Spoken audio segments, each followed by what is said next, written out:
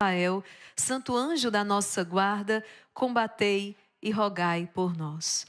Meu povo, vocês estão aqui comigo, eu estou aqui com vocês. Vamos juntos então, 30ª, não é? Já perdi as contas, na verdade, 38ª pregação já da nossa quaresma de São Miguel. E veja, nós estamos aqui meditando, nós estamos aqui examinando a consciência à luz dos 10 mandamentos, tá?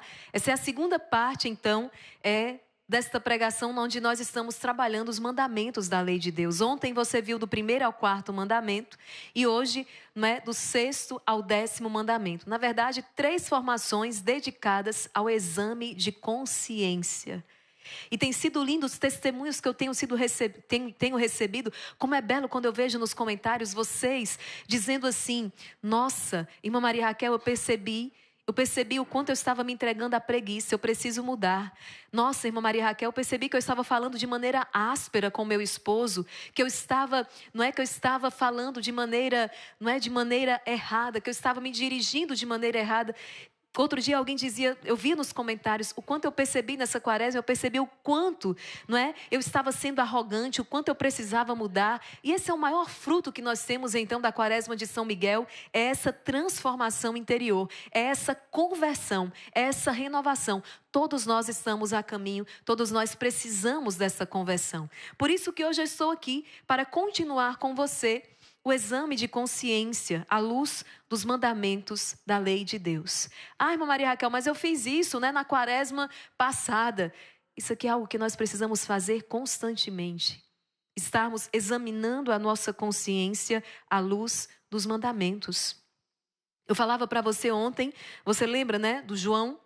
Você lembra que estava inquieto, se perguntando então por quê,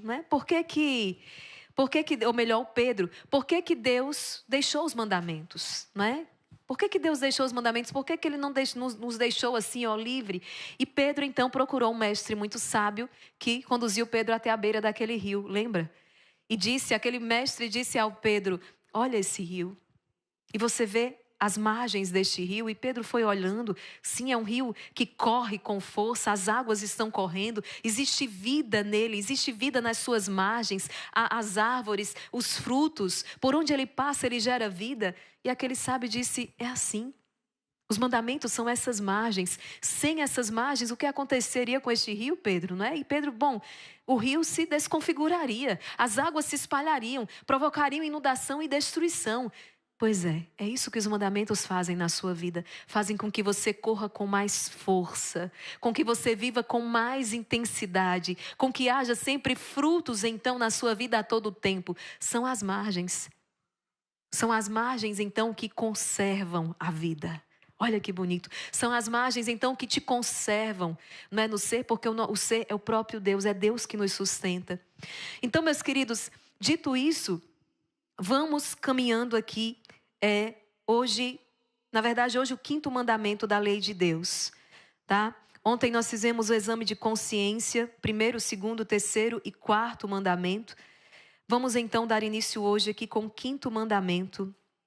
Mas eu não fiz as perguntas, Então, deixa eu apenas trazer aqui as perguntas ainda sobre o 4º mandamento, honrar pai e mãe. Nós falamos bastante aqui sobre este mandamento, mas vamos então agora ao exame de consciência, Eu tenho demonstrado respeito e gratidão suficientes aos meus pais? Eu ignoro ou desprezo as suas necessidades ou seus conselhos? Pensa, reflete, medita. Você, pai, eu negligenciei a boa educação dos meus filhos? Eu dei mau exemplo? Eu não levei as missas dominicais, por exemplo? Eu deixei com que eles fizessem pecados graves ou andassem com más companhias quando eles estavam ali na minha tutela? Eu tinha uma responsabilidade sobre eles. Para os maridos, também as esposas, eu maltratei o meu cônjuge, eu tive ciúmes despropositados, eu fiquei de mau humor, eu disse palavras injuriosas. Porque esse mandamento ele se estende.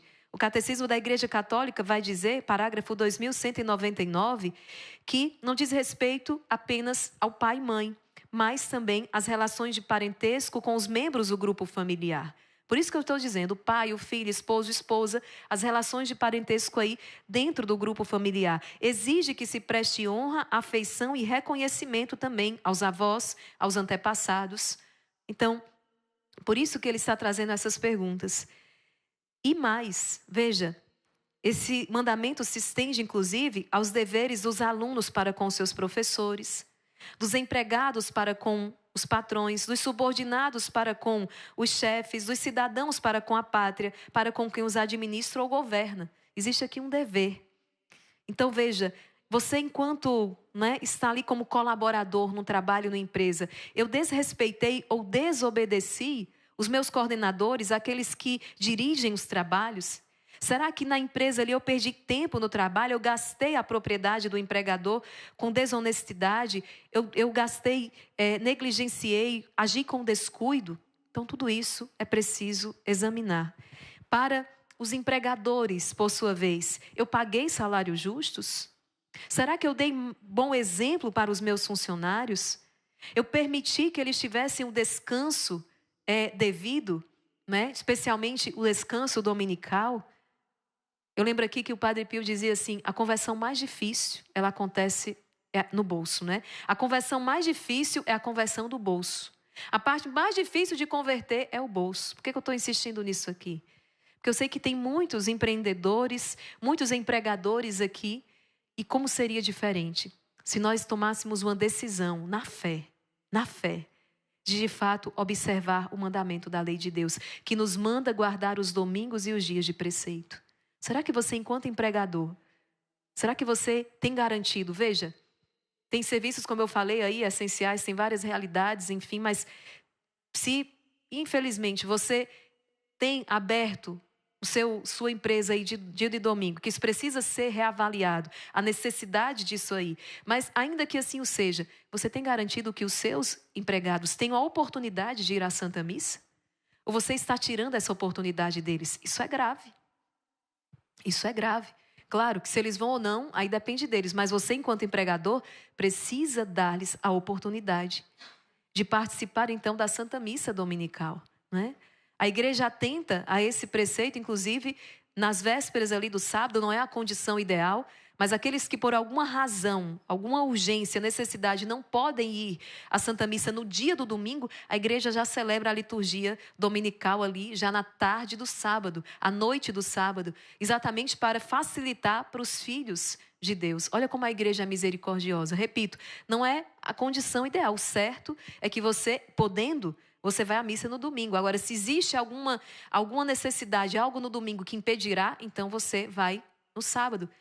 Tem pessoas que vão no sábado à noite por uma questão de conveniência, para no domingo poder então se dedicar a outras coisas. Não, domingo é o dia do Senhor, a missa dominical. Existe uma comunhão, existe uma... Deus, Padre Pio fala isso, Deus vem do céu à terra, não para ficar numa âmbula fria, mas para vir ao seu coração. Deus quer vir ao seu coração no sábado, Deus quer vir ao seu coração no domingo. Então veja, eu falo aqui com os empregadores, peçam sabedoria, peçam discernimento ao Senhor para viver o mandamento do Senhor. Ontem eu citava o exemplo do pai de Santa Teresinha. Havia um concorrente seu que abria o comércio ali no domingo, mas São Luís manteve-se fiel, não abriu o seu comércio no domingo. E Deus trouxe uma bênção de prosperidade. Do contrário, em La Salete, o que é que acontece com aquele povo? Estão perdendo colheitas. Por quê? Porque não estão observando o domingo como o dia do Senhor. Sabe? Então, que isso cause dor no seu coração. Que isso cause dor no seu coração e você possa rezar e pedir ao Senhor as luzes para que você viva então esta palavra. Meus queridos, quinto mandamento da lei de Deus, não matarás. Veja, o parágrafo 2558, a vida humana é sagrada. Lembrando, gente, que todos os mandamentos, eles estão aqui de maneira extensa, trabalhados, considerados aqui no Catecismo da Igreja Católica. O catecismo vai trabalhar de maneira assim profunda, extensa, cada um dos mandamentos. Eu, inclusive, convido você, adquira o seu catecismo, dedique, quem sabe, seu próximo projeto aí, você se dedicar, tem um dia de folga, tem um final de semana, olha, o sábado, eu já sei, vou pegar o meu sábado e vou estudar o catecismo da Igreja Católica. Vou começar pelos mandamentos ali da lei de Deus, quem sabe? Forme um grupo de estudo, convide aí você jovem que está, convide os jovens. Maravilhoso conhecer a lei de Deus. A vida humana é sagrada porque, desde a sua origem, postula a ação criadora de Deus e mantém-se para sempre numa relação especial com o Criador, seu único fim. Só Deus é Senhor da vida, desde o seu começo até o seu termo. Ninguém, em circunstância alguma... mas irmã Maria Raquel, e se... A palavra está dizendo, a igreja está dizendo, em circunstância alguma, alguém pode reivindicar o direito de dar a morte diretamente a um ser humano inocente. Tá? Ninguém, em circunstância alguma, pode reivindicar o direito de dar a morte diretamente a um ser humano inocente. Só Deus deu a vida, só Deus então pode tomá-la de volta. Nós não podemos tirar a vida de outrem, nem recusar a nossa própria. Isso, é um pecado grave. Então veja, quinto mandamento da lei de Deus, não matar. Toda a vida humana, diz ainda o Catecismo, parágrafo 319, desde o momento da concepção até a morte é sagrada, porque a pessoa humana foi querida por si mesma e criada à imagem e semelhança do Deus vivo e santo. Então hoje nós temos várias realidades. Hoje nós temos várias realidades, A eutanásia, hoje se fala, do suicídio, da suicídio assistido, Hoje são tantas morte assistida, são tantas realidades hoje. Olha o que o catecismo está dizendo. Toda a vida humana, desde o momento da concepção até a morte, é sagrada. Porque a pessoa humana foi querida por si mesma e criada à imagem e semelhança do Deus vivo e santo. Por isso, é defender a vida, desde a sua concepção natural até a morte natural. Sem indução, até a sua morte natural. Por isso, nós devemos examinar a nossa consciência. Eu tenho respeitado a vida e a dignidade de todos, desde a concepção até a morte natural. Eu contribuí de alguma forma para a cultura da morte através do apoio, à morte das criancinhas inocentes no ventre das suas mães, à eutanásia ou ao suicídio assistido. Eu não consegui abrir essa matéria, mas ontem alguém me enviava, era cápsulas de suicídio, era alguma coisa assim. Já aí em países, acho que era na Europa, coisas assim que, gente, está se disseminando por aí, sabe? É uma cultura de morte terrível, terrível. Uma cultura de morte. Então, nós cristãos católicos não podemos deixar que isso nos contamine. Não podemos permitir. Então, aquela história, eu sou cristão católico, eu sou, a favor da vida, mas naquela situação, gente, isso aqui não cabe. E eu tenho escutado, eu digo isso porque não tem sido muito incomum a gente escutar, não. Outro dia, num podcast, alguém dizia, eu sou cristã, mas você não conhece a doutrina da igreja, sabe? Mas você ainda não sabe o que é ser, de fato, cristão católico. Mas, por misericórdia, eu te digo, filho, filha, rezar um pouco mais, ler mais a Sagrada Escritura, conhecer o magistério da igreja, para que você possa completar a sua frase. Então, perceba isso aqui. Não existe ressalva. Não existe ressalva. Eu não posso defender nenhum outro direito sem que primeiro eu defenda o direito à vida. Tenho abrigado sentimentos de ódio, raiva ou rancor no meu coração? Tem gente que mata com a palavra, Tem gente que mata com a pedra, tem gente que mata com a palavra. Então, será que eu tenho abrigado sentimentos de ódio, raiva ou rancor no meu coração? Eu tenho matado pessoas ali dentro de mim? Pratiquei atos até de violência verbal ou a violência física contra alguém? Percebe isso aqui? Será que eu tenho cultivado? Será que eu estou cultivando o ressentimento aqui de alguém? Às vezes tem a pessoa que chega lá no momento de fúria e diz: você morreu para mim. Você está morto para mim. É um pecado grave. Né? Estou matando a pessoa. Como aquele filho pródigo que matou o pai no coração. Pediu a herança. Ele matou o pai no coração. O pai continuou vivo fisicamente, mas no coração dele ele matou o pai. Então, tenho abrigado sentimentos de ódio, raiva, rancor no meu coração? Apoiei, de alguma maneira, práticas que vão contra a dignidade da vida humana, como a morte dos inocentes no ventre de suas mães, a pesquisa com células tronco embrionárias ou o uso de capital de pena de maneira desproporcional. Veja, tudo isso nós precisamos avaliar. Será que eu tenho apoiado aquilo de alguma maneira? Práticas que vão contra a dignidade da vida humana? Essa questão com as células tronco é uma discussão que daria aqui tema para 1 hora, nós aqui falando sobre esse tema, mas precisamos avaliar, precisamos ouvir o que a igreja diz. Precisamos ouvir aquilo que a igreja diz. Daqui a pouquinho, por exemplo, nós vamos falar dos contraceptivos. E aí, muitas vezes, eu vou buscar informação em tudo que é lugar. Pesquiso nos médicos mais competentes aquilo que eles dizem, certo? Busque médicos competentes, mas assim, enquanto cristão católico, a primeira coisa que você precisa fazer é ouvir a igreja. E a igreja tem a sua posição em cada uma dessas questões. Então, pergunte à igreja. O que é que a igreja diz sobre isso?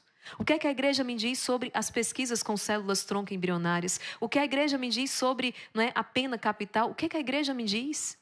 Nós vamos encontrar, inclusive, aqui no Catecismo da Igreja Católica, as respostas que precisamos. Então, antes de você se posicionar aqui ou ali, ou procurar aquele ou aquele método, ouça o que a igreja diz.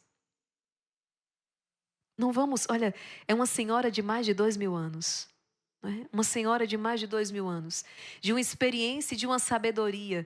É a continuação da missão de Jesus aqui na terra. Tantas coisas, tantas instituições, projetos se levantaram e ruíram. A Igreja Católica permanece por mais de 2.000 anos, mesmo sendo perseguida. Sendo perseguida, ela permanece. É a prova de que, de fato, nós estamos falando de uma instituição divina. Foi Deus que instituiu. Então, tenho cuidado da minha saúde mental e espiritual. Veja, está aqui, em não matarás. Tenho cuidado da minha saúde mental e espiritual. Isso aqui, hoje o Rosário foi dedicado, grande parte é isso aqui. Cuidar da saúde mental, cuidar da saúde psíquica. Nós precisamos acordar para isso enquanto é tempo. Será que eu tenho cuidado da minha saúde física, psíquica, espiritual? Ofereça apoio aos outros que estão passando por dificuldades, sejam psicológicas, físicas, espirituais. Eu ajudo o outro, eu tenho apoiado o outro. Não é? E aqui chegamos, veja, fiz laqueadura ou vasectomia ou usei métodos contraceptivos. Isso aqui levanta outra discussão gigantesca. Eu repito para você. Primeiro, ouvir o que a igreja diz. Antes de procurar médicos e médicos especializados, isso aqui vem na frente. Procure ouvir o que a igreja diz. A igreja é sábia, é prudente. Então, está aqui. Fiz laqueadura ou vasectomia, ou usei métodos contraceptivos. Ou seja, o que é que acontece aqui? Um fechamento à vida. Um fechamento à vida quando você se utiliza, lança mão desses meios. Por quê? Porque você quer o sexo sem a bênção. Como assim, irmã Maria Raquel? É isso. Os filhos, o Salmo vai dizer que os filhos são uma grande bênção do Senhor. O fruto das entranhas, a sua dádiva. Você quer sexo sem bênção. Está fazendo igual pagão, ou pior. Porque você tem conhecimento. O pagão talvez não tenha. Mas você tem conhecimento e diz crer no Senhor. E o Senhor é o Senhor da vida. Ai, irmã Maria Raquel, mas não vai caber no orçamento aqui. Eu ouvi essa frase e nunca mais esqueci, né? Filho vem com pão debaixo do braço. Agora, se você quer criar filho como está aí fora, como as postagens, a cultura atual fica estimulando, ninguém tem dinheiro mesmo para um filho, quanto mais para 2, para 3. Tem que ter viagem no final do ano, As escolas são as mais caríssimas. E isso tudo é montado, de fato, para que a gente não possa mais ter famílias numerosas. Não é? Se o meu avô e a minha avó tiveram lá 14 filhos, lá naquele sertão, né? O chão batido, criando esses filhos com o suor do rosto, plantando e colhendo da plantação, hoje, né? Se não tiver plano de saúde, se não tiver, e aí vem todas, né? Se não tiver tem criança, meu Deus do céu, que faz 8 cursos. Sabe, isso tudo eu digo para você levar para a oração. Para você levar para a oração. Talvez você esteja se fechando aí a vida e nas suas entranhas Deus já tinha planejado para vir um futuro sacerdote. E você está impedindo que o plano de Deus aconteça. Quem sabe, né, no plano de Deus, Ele destinou você, seu esposo, sua esposa, a gerarem, né, um consagrado, gerarem sim. Somos todos chamados a gerarem santos, colocarem santos no mundo. Homens e mulheres de Deus. E que de maneira egoísta, não é? E sem confiança, sem confiar em Deus, fechados à vida. Então, a igreja nos convida à abertura à vida. O sexo ele tem essas duas finalidades, não é? Uma finalidade unitiva, unir o esposo à esposa, e uma finalidade procriativa. Os dois precisam caminhar juntos. Irmã Maria Raquel, mas uma enfermidade, etc, etc, etc. Gente, são muitas situações. Seria difícil avaliar cada um aqui. Então, se existe alguma situação, sobretudo, por exemplo, enfermidade, etc., qual a orientação que eu dou? Procure um sacerdote. Procure um sacerdote que vai te orientar de acordo com o ensino, o magistério da igreja, que não é opinião pessoal. Né? Chega, eu acho que você devia fazer. Não, eu acho que dá, eu acho que é. Não. Mas que vai lhe orientar segundo o pensamento da igreja. Eu quero o pensamento, eu quero aquilo que a igreja diz e ensina. Então, não é? Dentro daquela situação específica que você está passando, procure o sacerdote. Né? Você e o seu esposo vão procurar pedindo ali uma orientação. Mas, regra geral aqui para a multidão. Não é? Fiz laqueadura ou vasectomia, ou usei métodos contraceptivos para impedir a vida, para impedir que aquela relação seja fecunda. É um pecado grave. Né? Inclusive, tenho visto homens que, na época da ignorância, fizeram laqueadura e que hoje estão fazendo aí a cirurgia de reversão. Oi? Perdão, vasectomia. Olha, que bom que a senhora está aqui. Fez vasectomia e fez então a cirurgia de reversão. Que graça, que bênção. E foi visitado, né? Foi visitado com uma nova vida. Então, atenção. Atenção. Isso tudo para quê? Para fazer com que a nossa vida possa, não é? Que a nossa vida tenha toda a sua força e intensidade olhando aquelas margens. Examine a sua consciência. Quantos casais que lançam mão dos métodos contraceptivos? Precisamos rever tudo isso aqui. Existem, aqui daria discussão também por horas, né? Que chama de método natural, método Billings. Isso aqui também seria uma outra discussão. Sabe, quando o homem, a mulher, o esposo e a esposa são um casal de oração, e aí vocês indo para a oração com docilidade, Deus vai guiando, Deus vai conduzindo. Deus vai orientando. Muitas vezes aquela angústia é gerada porque a gente ainda não perguntou para Deus, ainda não colocou aquela situação diante do Senhor. 6º mandamento da lei de Deus: não pecar contra a castidade. Não pecar contra a castidade. É o 6º mandamento da lei de Deus. Eu sempre recordo aquele padre que disse assim, não é? Tem muita gente que é até católico, até o 6º mandamento. Até o 6º mandamento. O que é que diz? Não cometerás adultério. Nós encontramos no Catecismo da Igreja Católica dos números 2331 a 2400.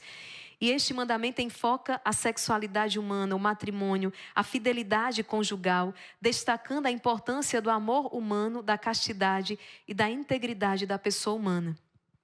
Nos números 2331 a 2336, o catecismo ensina que a sexualidade é um dom de Deus. É uma parte fundamental da identidade humana, criada para o amor e a comunhão. Por isso, deve ser vivida de maneira que respeita a dignidade humana e o propósito divino do amor e da procriação. O catecismo afirma que os atos sexuais são reservados ao matrimônio entre um homem e uma mulher, refletindo a complementaridade, a união e fecundidade. Veja, A igreja não proíbe, né? Permanece aquela tentação, aquela mesma tentação da serpente diante de Adão e Eva. É verdade que vocês não podem comer de todos os frutos? Olha como é que a serpente se aproxima. Não, a verdade é que nós podemos comer de todos os frutos, exceto deste. Né? A verdade é que nós podemos comer de todos os frutos, exceto deste, porque nos será prejudicial. É essa a verdade. Mas olha como a serpente se aproxima. Então, existe hoje, é uma falácia, a igreja é contra o sexo. Mentira. Se tem uma instituição que promove, mas com sacralidade, reconhecendo a dignidade desse ato, a sua beleza, a sua sacralidade, é a igreja. Quem profana o sexo, não é a igreja, é o mundo. Quem desvaloriza o sexo não é a igreja, é o mundo. E é o mundo que quer se colocar como professor, é ele que vai ensinar. É tão terrível, meus irmãos, eu lembro no ensino médio, né? E aí, agora, a partir então, a gente tinha que ter aula de, não sei nem como é que era o nome, se era educação sexual, orientação, não sei o que era aquilo não sei que nome dá para aquilo. Eu daria um nome bem diferente. E aí, reuni um monte de jovem, né? Os hormônios, tudo lá em cima, um monte de jovem numa sala, para passar filmes que não cabe aqui, e para depois ir falar sobre o quê? Sobre método contraceptivo. Sabe, falar sobre sexo como se fala para um animal. Para um animal. Alguém desprovido, sabe, de espírito. Falar de sexo para um monte de jovem ali como quem fala para um animal. É instinto, é carne. E aí, para não gerar uma vida, vocês vão usar isso aqui. Era isso. Triste. Isso há muitos anos atrás. Imagina como é que está hoje. Educação, se não tem educação coisa nenhuma aí, é perversão. Não se ensina o que é, a beleza que é e o que é um ato sexual. E a igreja diz sim, é belo. E a igreja defende. E a igreja promove dentro do matrimônio. Não é entre namorado e namorada. Não é entre noivo e noiva. Não. É entre o esposo e a esposa. Aí depois vem as crises, casam-se, lindo, é lindo. Não, a gente foi tudo... Já namorava, já era assim, já um dormia na casa do outro, noivo era assim, casou era assim. Aí vem uma crise, sabe? Aí não lembra que não tem chão. Não lembra que aquela casa não foi construída sobre rocha coisa nenhuma. Que aquela castidade que era pedida era para fortalecer o amor entre vocês. Ah, se você me ama, então me dê uma prova, né? Não é a história da prova? Se você me ama, me dê uma prova. Bom, se você me ama, me dê uma prova você. Vamos esperar. Aí a pessoa tem medo, não, mas Maria, se eu fizer isso, eu vou ficar sozinha. É melhor sozinha do que mal acompanhado. E aquilo que é plano de Deus para a sua vida vai se cumprir. Se a pessoa não é capaz de tocar o teu coração, se a pessoa não é capaz de conhecer, porque tira a sandália dos teus pés, porque essa terra que você se aproxima é sagrada. Não é digna para estar do teu lado. Só que é claro, o jovem passa 20 horas acompanhando as mídias, músicas e séries e tudo, que vão dizer tudo o contrário para ele. E vai sofrer amanhã, vai se desiludir, vai se enganar. Uma hora a conta chega, isso é certo. Não é? A fusaca medonha é agora, mas uma hora a conta vai chegar. E vai chegar com juros, com correção monetária, porque chega para todo mundo, viu? Chega para todo mundo. Não tem jeito. Por mais que o mundo esteja aplaudindo, por mais que o mundo incentive, quem vai pagar a conta é você. Não vai ser o mundo, não. Quem vai pagar a conta é você. Então, a sexualidade deve ser vivida de maneira que respeite a dignidade humana. E o que falar de quantas as relações hoje, que eu não posso nem dizer o que são aqui, eu tenho que dizer que é contra a natureza, né? As relações contra a natureza. Estou pregando aqui para cristãos católicos, trazendo aquilo que o catecismo da Igreja Católica diz. A verdade da nossa fé é o ensino da igreja. Tenho sido fiel ao meu cônjuge em pensamento, palavras e ações? Em pensamento. Hoje nós temos uma realidade triste aí que se chama adultério virtual. A pessoa está dentro de casa, está dentro do quarto. Às vezes o esposo, a esposa está do lado. E o que é que tem ali na mão? O celular e vivendo o que hoje se chama adultério virtual. Tenho sido fiel ao meu cônjuge em pensamentos, palavras e ações? Engajei-me em fantasias ou relações emocionais que comprometem a exclusividade do meu casamento? Irmã Maria Raquel, espere, para aí, porque assim, tá muito antiquado, sabe? Tá ultrapassado. É? E o que é que você está vendo hoje? Me diz uma coisa, sua família ainda está inteira?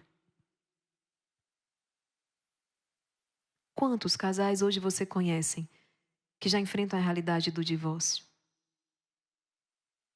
Quantos jovens marcados já pelo estigma aí de terem dito não à vida e carregam trauma uma vida inteira adentro?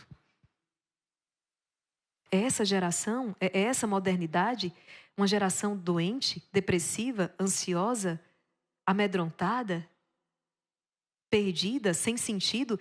É esse? Então, é isso aqui? É essa palavra que está desatualizada? Então, a palavra que vocês querem viver é essa que o mundo está pregando e está lançando todo mundo no precipício e numa desgraça? Eu falava ontem, que sociedade mais livre é essa? Se nós estamos cada dia mais aprisionados? Meus queridos, não vamos em busca do princípio da moda, né? Contraria até a própria palavra princípio. Não vamos em busca da moda, do momento, daquilo. Não, vamos em busca, vamos construir vida alicerçada em princípios eternos, ou seja, que não passam. Que não passam, que nunca passaram, que estão aí que estão aí desde sempre. Por quê? Porque, na verdade, os mandamentos são tradução de uma lei natural que está inscrita no coração do homem. Mas por que o Senhor precisa entregar esses mandamentos? Porque desde o pecado original, sofremos uma corrupção. Somos arrastados por uma concupiscência. Já não conseguimos ver com clareza, já não conseguimos perceber com clareza aquilo que é lei natural inscrita no coração. Somos arrastados para o mal que nós não queríamos fazer. E por isso o Senhor vem então e nos reorienta. E com os mandamentos nos dá a graça. A graça. Para que nós possamos observar. Livre é exatamente aquele que vive esta palavra. Tenho vivido a virtude da castidade de acordo com o meu estado de vida? Uso de pornografia, masturbação ou práticas sexuais imorais? Esposo e esposa, cuidado com o que vocês levam para o leito conjugal. Não é porque é seu esposo, sua esposa, que tudo é permitido, não. Ou melhor, que tudo convém. São Paulo até vai dizer, tudo é permitido, mas nem tudo convém. Nem tudo convém para o esposo e para a esposa cristã a unirem-se no leito conjugal. Aí o camarada vê aquelas práticas horrendas num filme pornográfico e quer levar aquilo para dentro, não é para o seu leito conjugal com a sua esposa, seu esposo. Já errou a primeira vez e vai errar agora de novo. Pecados graves. Inventando 1000 estripulias, 1000 coisas para arrancar. Cuidado. Práticas sexuais imorais. Minhas ações respeitam a dignidade da sexualidade humana como um dom de Deus? Pratiquei o sexo fora do casamento ou promovi concepções que distorcem o propósito divino do sexo? Nas relações conjugais tenho estado aberto à transmissão da vida, mais uma vez está aqui, conforme o ensino da igreja, evitando a contracepção artificial? O 6º mandamento da lei de Deus, sabe? E não tem essa, assim, não tem essas fugas não, meu povo. Pode até que venham pessoas e dizem, não, tudo bem, tá certo, passa a mão na sua cabeça, mas as consequências vêm. As consequências virão, então, suplica ao Senhor a graça de caminhar na verdade, porque não é porque alguém diz que uma mentira é verdade que se torna verdade. Nós só somos libertos pela verdade. O 6º mandamento, então. Olha, quantos que estão aí presos ainda nesse 6º mandamento? Numa vida de fornicação, que é exatamente o sexo fora dessa realidade do matrimônio. Hoje eu vibrei, exultei de alegria no Senhor, porque é um casal muito querido, que há anos, né, estão juntos há anos, e nesse processo eles tiveram uma conversão, uma experiência com Deus, perceberam que uma vez que eles não tinham o sacramento do matrimônio, eles então não podiam dar-se ao sexo, e eles começaram a viver ali em castidade, em continência, não é? Melhor dizendo, em continência, enquanto esperavam a nulidade, enquanto esperavam a declaração da igreja sobre, não é, um relacionamento anterior de um deles. E quando foi nessa quaresma, foram 10 anos de relacionamento, eu não sei exatamente quantos anos de espera, mas nessa quaresma recebi hoje a declaração de nulidade da igreja. A igreja declarou que aquele casamento anterior nunca existiu. Então, ele pode contrair núpcias. E eles vão então casar na igreja. E olhe, estavam vivendo em continência. E Deus favorece.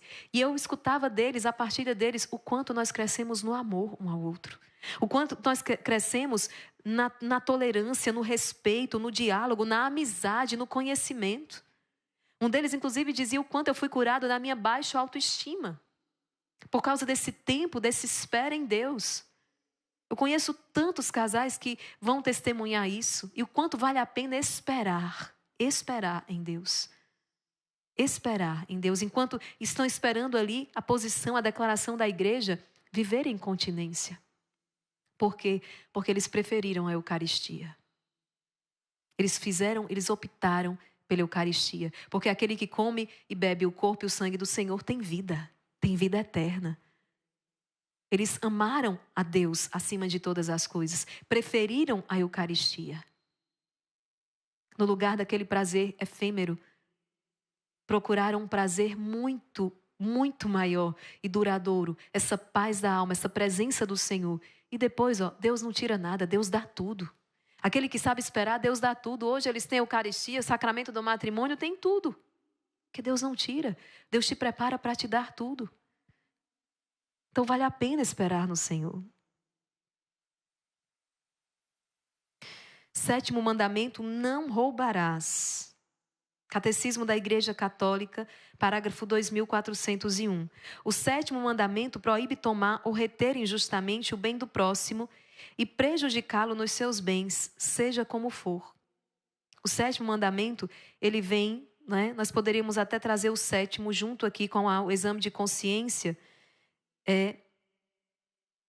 O 7º mandamento, não roubarás, juntamente com o 10º mandamento aqui no caso, que é não cobiçar os bens alheios. Vamos fazer esse exame de consciência juntos, até pelo adiantar da hora.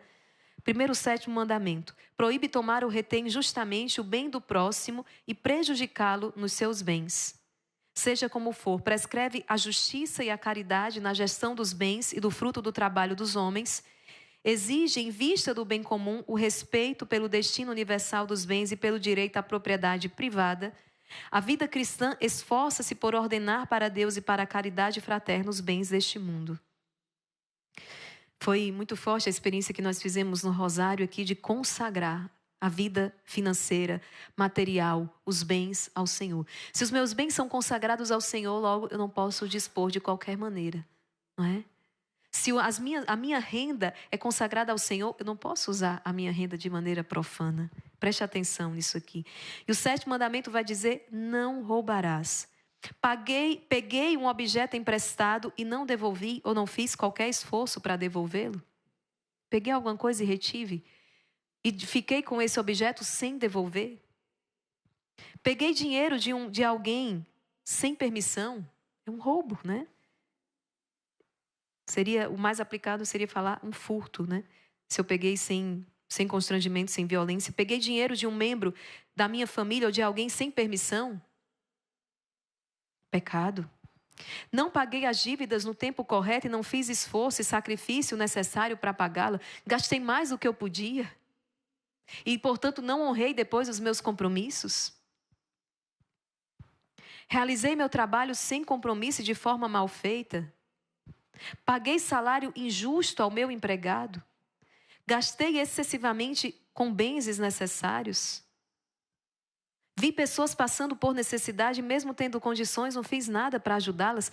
Veja, é muito belo, os mandamentos da lei de Deus governam, orientam toda a nossa vida. Você pensou que tinha alguma parte aí da sua vida que ia ficar de fora? Não tem. Não tem.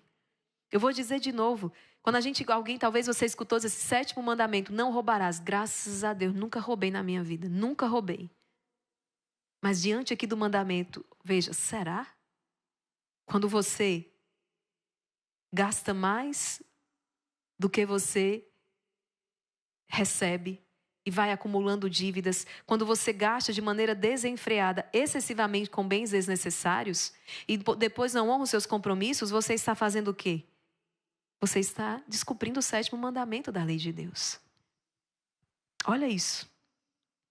Ao mesmo tempo, quando você, empregador, não paga um salário justo aos seus empregados, aos seus colaboradores, retém todo o lucro para si e não divide, não é? De maneira equitativa, de uma maneira justa, você está, então, descumprindo o sétimo mandamento, porque você está retendo, na verdade, algo que não é seu. Poderíamos até ir adiante. Aqui, quando você não devolve o dízimo, é um dos mandamentos aqui, não está aqui nos 10 mandamentos, mas é dos 5 mandamentos da igreja. E poderíamos trazê-lo aqui, porque quando você não devolve as primícias, o dízimo, quando você não entrega, devolve a Deus as primícias da tua colheita, as primícias da tua renda. É bíblico, Deus nos chama a fazer isso. Você está retendo um dinheiro que não é seu. E olha, dali vem tantos males. Daí vem tantos males. Lembre que a Bíblia diz que a raiz de todos os males é o apego, o amor ao dinheiro. Então, se você também realizou o seu trabalho sem compromisso, de forma mal feita, você que é colaborador, você está infringindo o mandamento da lei de Deus. Vi pessoas passando necessidade e tendo condições, eu não fiz nada para ajudá-las. Aqui você também está infringindo um mandamento. Inclusive, é uma falta contra a caridade. O 10º mandamento que vem de encontro também ao encontro do 7º mandamento, não cobiçar os bens alheios, né? Não cobiçar. Enquanto o 7º é não roubarás, aqui o 10º é não cobiçar os bens alheios. Catecismo da Igreja Católica, número 2534. O 10º mandamento desdobra e completa o 9º. Ou melhor, aqui o 7º, não é? Proíbe cobiçar o bem de outro, raiz de onde procede o roubo, a rapina, a fraude, que é proibidos pelo 7º mandamento. Não cobiçar os bens alheios. Veja. O 10º mandamento condena a avidez e o desejo de uma apropriação desmesurada dos bens terrenos e proíbe a cupidez desregrada, nascida da paixão imoderada das riquezas e do seu poder. Interdita também o desejo de cometer uma injustiça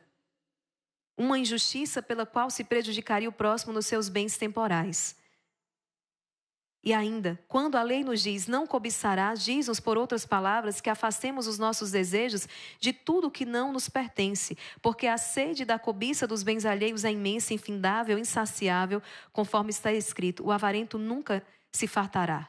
O avarento nunca se fartará de dinheiro, ele sempre quer mais. O 10º mandamento exige que seja banida, inclusive, a inveja do coração humano. Veja, o catecismo vai dizer que, inclusive, este mandamento desdobra e completa também o 9º. Por quê? Porque se o 9º tem por objeto a concupiscência da carne, não é?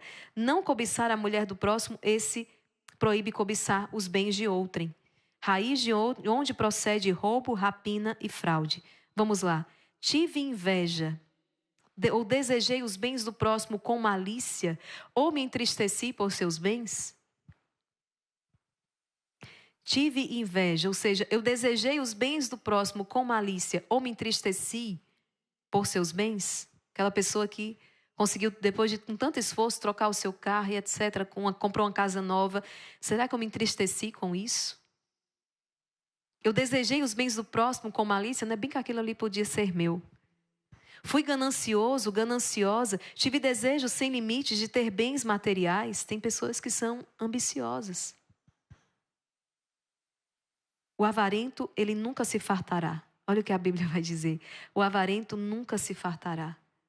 Quis enriquecer a qualquer custo. Fiz negócios ou tive profissões em que aproveitei circunstâncias desfavoráveis ao próximo para poder lucrar pessoalmente com isso. Eu me vali da dor do próximo. Quantas pessoas que fazem comércio em cima da dor do outro? do medo do outro. Quantas pessoas... Hoje, quanto nós vemos isso, gente? O quanto, inclusive, não é? O mundo induz determinados males que é para depois poder trazer uma solução. Isso é diabólico, isso é próprio do diabo. Ele cria problema para trazer solução. Ele cria problema para trazer a solução. Para vender a solução para você depois. Desejei cometer injustiça para prejudicar alguém em seus bens temporais. Veja que ele está dizendo, nem se eu cometi, eu desejei cometer. Só o desejar, o cobiçar. Não é se você reteve, mas se você cobiçou, se você desejou. Xima, Maria Raquel, aí tá difícil. Tá? Pois é. Pensa que é fácil? Está pensando que é fácil pegar essa estrada, essa rodovia aí para o céu? Mas é o sonho de Deus para nós. Por isso que não dá, sem sacramento da confissão, sem sacramento da Eucaristia. Eu vejo gente coçando a cabeça, dizendo assim, e eu dizia que eu não tinha pecado nenhum. Agora eu estou descobrindo que eu tenho um monte. Minha lista aqui já está cheia. É aquilo que eu falava, quem diz que não tem pecado, das duas uma. Ou ignora a lei de Deus, não tem conhecimento, ou por causa de falta de reflexão, meditação, vai passando por cima de tudo. Então, me alegrei ou consenti em pecados contra o 7º mandamento, nós vimos agora o não roubarás. Me alegrei ou consenti em pecados contra o 7º mandamento. Então aqui está, meus queridos, a igreja, não é? Deus orientando a vivência, como que você deve se relacionar, inclusive com os bens. Um coração livre, um coração desapegado. O amor ao dinheiro, a essa riqueza material é a raiz de todos os males. E aqui o problema não é ser rico ou pobre. Quantos ricos canonizados pela igreja? Quantos reis e rainhas hoje, sim, canonizados pela igreja? O problema aqui não é o ter ou não ter dinheiro, é o amor, o apego a estes bens. Quantas pessoas de excelentes condições que abençoam a vida dos outros. Se Deus te deu em abundância, não tenha dúvida, é para você abençoar a vida das pessoas. Não é para você ficar aí tranquilo no seu palácio, não. Com todas as suas comodidades, não. Mas para que você possa abençoar a vida de outras pessoas. Do contrário, aquilo que hoje é riqueza, escreva isso, amanhã será pobreza. Amanhã será pobreza. Aquilo que Deus te deu para frutificar vai ser o que vai te prejudicar. Por quê? Por causa do mau uso. Então, Deus está aqui te ensinando como que você deve gerir, como você deve se relacionar também com os bens. E não permitir que a ganância entre no seu coração. A palavra vai dizer que Deus nos dará tudo o necessário. Não está dizendo que Deus vai nos dar o supérfluo, não. Ele vai nos dar o necessário. Não faltará. Não faltará o necessário. 8º mandamento da lei de Deus. Não levantarás falso testemunho. Parágrafo 2464. O 8º mandamento proíbe falsificar a verdade nas relações com outrem. O 8º mandamento proíbe falsificar a verdade nas relações com outro. Essa prescrição moral decorre da vocação do povo santo para ser testemunha do seu Deus, que é e que quer a verdade. As ofensas à verdade exprimem, por palavra ou por atos, a recusa em empenhar-se na retidão moral. São infidelidades graves para com Deus e, nesse sentido, minam os alicerces da aliança. Não levantar falso testemunho, não mentir. O que é que nós vemos hoje? Não é? Quando muitas vezes mentir se tornou algo normal, mentir para se dar bem. Não, eu menti, mas também é porque era uma situação difícil, eu não podia. Não, a mentira não é permitida. Não tem essa história de mentira pequena, mentira grande. Outro dia, a irmã Joana partilhava, né, pessoas às vezes que caminham na igreja, mas já estão tão habituadas a conduzir, a distorcer uma conversa de maneira a lhe favorecer, que não percebem que estão ali caindo no erro da mentira. Pessoas que distorcem, sabe? Elas falam aquilo, mas parece... E a serpente faz isso. Não é? A serpente, muitas vezes, o problema é que ela vai distorcer. A língua, não é? Ela vai distorcer a situação. Como cristãos, nós devemos sempre nos opor a todo tipo de mentira, dissimulação, julgamentos precipitados, juramentos falsos, calúnia, porque todas essas coisas são pecado.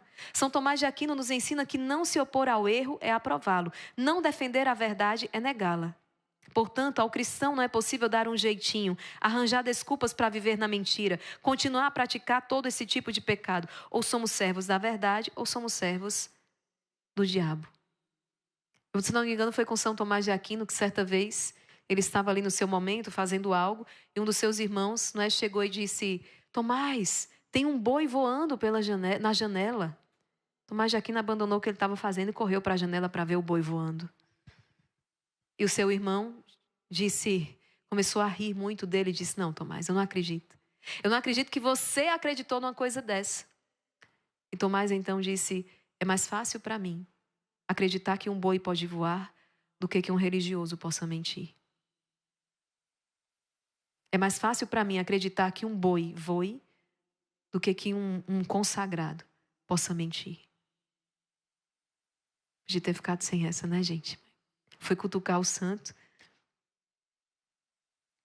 Então, é mais fácil acreditar que um boi pode voar do que um cristão mentir.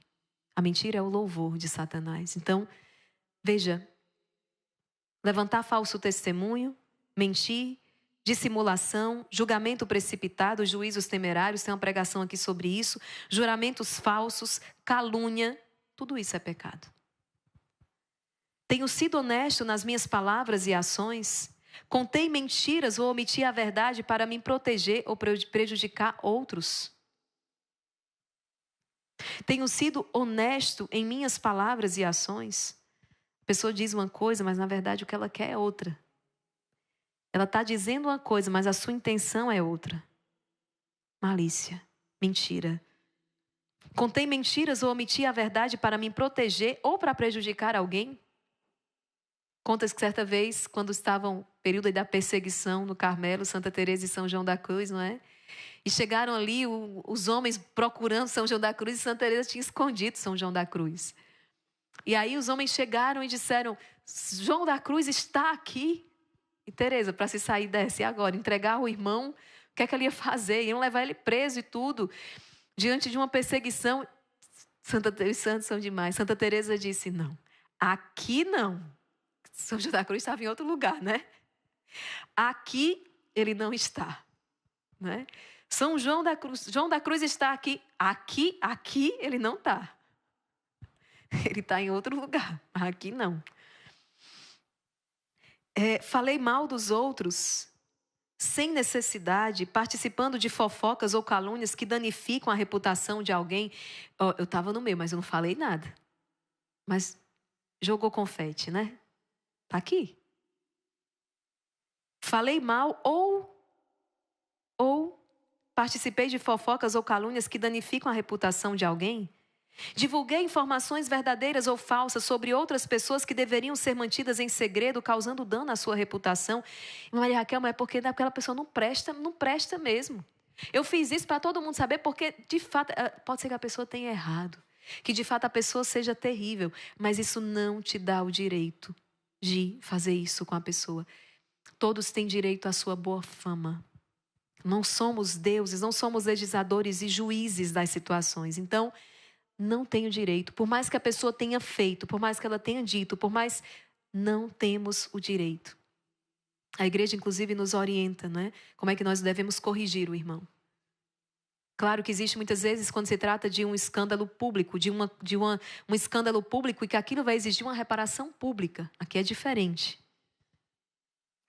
Fiz julgamentos apressados sobre as intenções ou ações dos outros sem conhecer todos os fatos? Juízo temerário. Mantive confidenciais informações que me foram confiadas, respeitando o sigilo necessário? Então veja, Deus está te ensinando como é que você usa aí a sua língua, tá? Para proclamar a verdade. Hoje, gente, o que é que nós vemos é uma confusão terrível nas redes sociais, não é? É assim, a vida escancarada, julgada e vilipendiada e nós não podemos entrar nisso. Não podemos entrar nisso. E o 9º mandamento, né, que vem então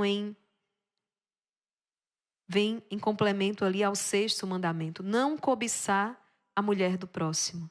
O 9º mandamento da lei de Deus nos alerta a sermos vigilantes contra a cobiça e a concupiscência da carne. Todo aquele que olhar para uma mulher com desejo libidinoso já cometeu adultério com ela em seu coração. Aquilo que não te é lícito possuir, não te é lícito olhar, desejar. Aquilo que não te é lícito possuir, não te é lícito desejar. Todo aquele que olhar para uma mulher com desejo libidinoso já cometeu adultério com ela no coração. Este mandamento aborda o desejo interior e a concupiscência, enfatizando a necessidade de purificação do coração e da mente para viver a castidade de forma autêntica e plena. Interessante, não é? A igreja aqui, Deus aqui, ele aprofunda aquilo que nós vimos ainda há pouco. O catecismo da igreja explica que a concupiscência pode levar a pessoa a desejar o que não lhe é devido e enfatiza a importância da luta contra os desejos desordenados para alcançar a pureza de coração. Se o Senhor não nos instrui, a igreja não nos instrui, nós ficamos pensando que o pecado é apenas o ato em si. Mas o Senhor está dizendo aqui, para chegarmos à consumação, ao ato, antes houve um desejo no coração. Então, já desde o desejo, a nossa luta começa ali. A luta, ela tem que começar ali. Quantas pessoas que hoje estão no adultério começaram com um bom dia no WhatsApp, né? E daquele bom dia começou uma conversa que foi ficando muito afetuosa, um colega de trabalho, ou uma simples carona, o que era para ser uma simples carona. Não desejar. Esta pureza é vista como essencial para ver a Deus e é alcançada pela graça de Deus, pela oração e pelo esforço pessoal. A palavra vai dizer, bem-aventurados os puros, porque os puros verão a Deus. Então, o que é que esse mandamento vem? Erradicar a impureza do coração, da mente. E como é que a gente consegue isso? Com a graça de Deus, com oração e com esforço pessoal. Tenho cultivado desejos impuros ou permitido que meus pensamentos se desviem para pessoas que não é o meu cônjuge? Tenho lutado contra desejos desordenados para manter a castidade em pensamentos e ações, porque quando você luta, teu mérito é tremendo aqui. Nós temos uma formação aqui só sobre a luxúria. E muitas vezes, Deus se alegrará assim, Deus se contentará muito. Talvez muito mais com aquela alma que tentada está lutando do que com aquela que não é tentada, nunca foi tentada. Qual o mérito? O mérito muito maior daquela que, sendo tentado, os santos experimentavam tentações terríveis. Se eu começar aqui a dizer, a gente não para mais, como São Padre Pio, como São Francisco de Assis. Quantos santos, o próprio São Bento, quantos santos experimentaram, gente?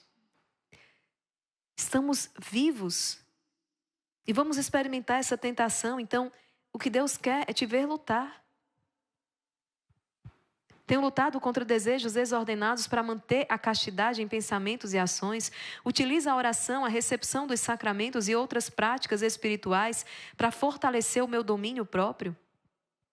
Não é? Como está o jejum, como está a sese, como estão as mortificações, como está a oração. Não tem outro jeito não, viu? Meu modo de vestir, falar e agir reflete respeito por mim mesmo e pelos outros. Aqui a modéstia no vestir, no falar, no se comportar. Promova a pureza e a modéstia, evitando provocar pensamentos impuros em mim ou nos outros, né? Hoje em dia, a regra é vestir-se para provocar. Isso é diabólico, né? Não. Não. Consuma entretenimento ou mídias sociais que alimentam pensamentos impuros ou desrespeitam a dignidade humana através da sua representação da sexualidade. Eu estou patrocinando esses canais que trazem conteúdos impuros, dando audiência para esses canais, estou incorrendo no mesmo erro. Meus relacionamentos são marcados pelo respeito mútuo e pela autenticidade. Evito flertes, comentários ou comportamentos que possam ser considerados como desrespeitosos ou que incitem à concupiscência. Como eu me relaciono? A respeito, a pureza no meu falar, no meu tocar. Então veja, a pureza do coração, porque só os puros verão a Deus. Hoje é tão triste, né, gente, quando nós vemos já as nossas crianças Tem gente que até manda as figurinhas achando o máximo, a criança dançando de maneira sensual.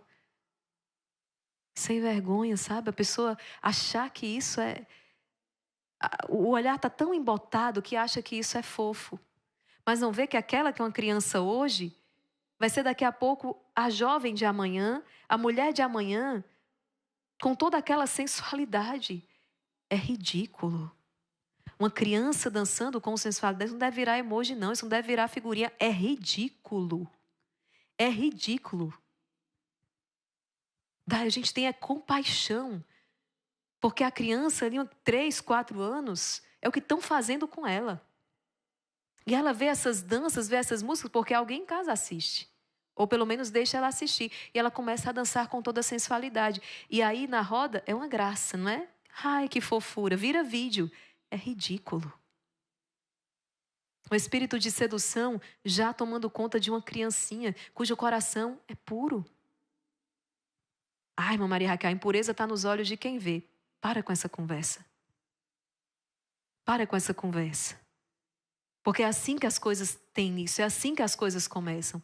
Aí quer tratar, quer cuidar disso quando é um adolescente. Aí está sem jeito. Aí é só Deus para fazer o impossível.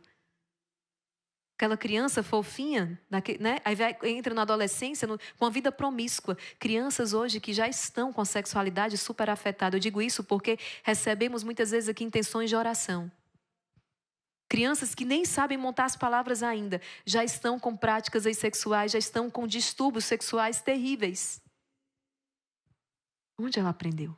Com quem ela aprendeu? Como que isso se instalou ali? Foi através daquilo que ela viu, através daquilo que ela ouviu, através daquilo que fizeram com ela. Então, vamos proteger as nossas crianças. Talvez nós já cheguemos aqui completamente feridos, mas temos aí crianças que precisam, vamos proteger, vamos rezar por elas, não deixá-las expostas a todo o conteúdo que está aí nas redes. Nem você deve se expor. Porque os seus sentidos são as janelas da alma, aquilo que entra pelos olhos, pelos ouvidos. Então, blindar, proteger-se, né? Uma cultura de vida, uma cultura de pureza. Veja, gente, tudo que o mundo está destruindo foi o que eu trouxe aqui para vocês. Então vocês veem que o problema do mundo é exatamente com Deus. O problema é o príncipe deste mundo que quer destruir tudo aquilo que é obra de Deus. Mas o Filho de Deus se manifestou para destruir as obras do diabo. Ele já foi derrotado. Eu e você precisamos tomar posse desta vitória. Então, com seu exame de consciência completo, com seu exame de consciência, né? E pode voltar esse vídeo quantas vezes forem necessárias. Firma o teu propósito, de ler os mandamentos aqui. Aquilo que o catecismo da Igreja Católica traz. Faz o teu exame de consciência, anota, busca o sacramento da confissão. E eu tenho certeza que você colherá muitos frutos. O rio da tua vida será uma vida forte. Será uma vida com sentido, será uma vida orientada, será um rio que produzirá frutos, vida em abundância por onde passar. É você feliz, fazendo a vontade de Deus. Deus abençoe você.